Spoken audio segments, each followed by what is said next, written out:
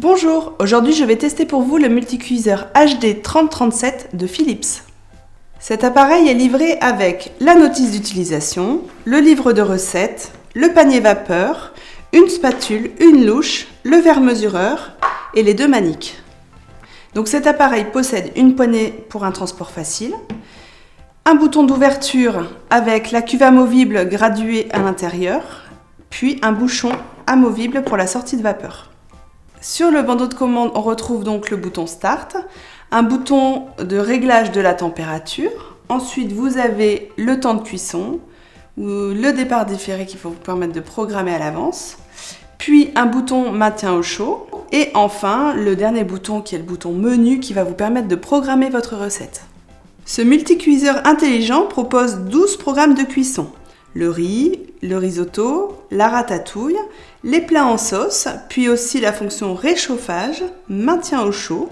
Il permet une cuisson four ou une cuisson vapeur. Et enfin, vous pourrez faire frire, bouillir, mijoter vos aliments et cuire des yaourts. Avant toute première utilisation, je vous conseille de nettoyer l'appareil. Maintenant, je vous propose de faire un risotto à la coppa et au parmesan. Sélectionnez la fonction risotto. Faire fondre le beurre, dorer l'oignon et ajouter le riz.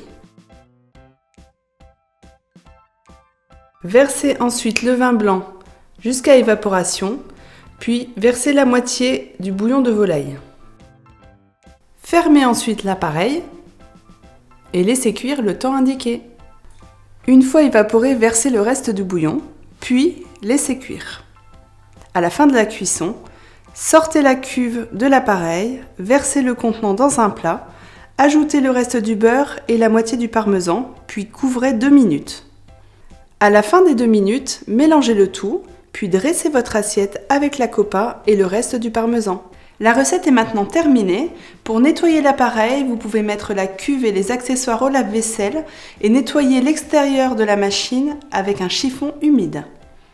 Alors ce que j'ai moins apprécié sur ce produit, c'est l'absence de hublot sur le couvercle, ce qui m'aurait permis de suivre la cuisson. Et puis également l'absence de poignée au niveau de la cuve, qui aurait été beaucoup plus pratique, notamment lorsqu'elle est chaude pour la sortir.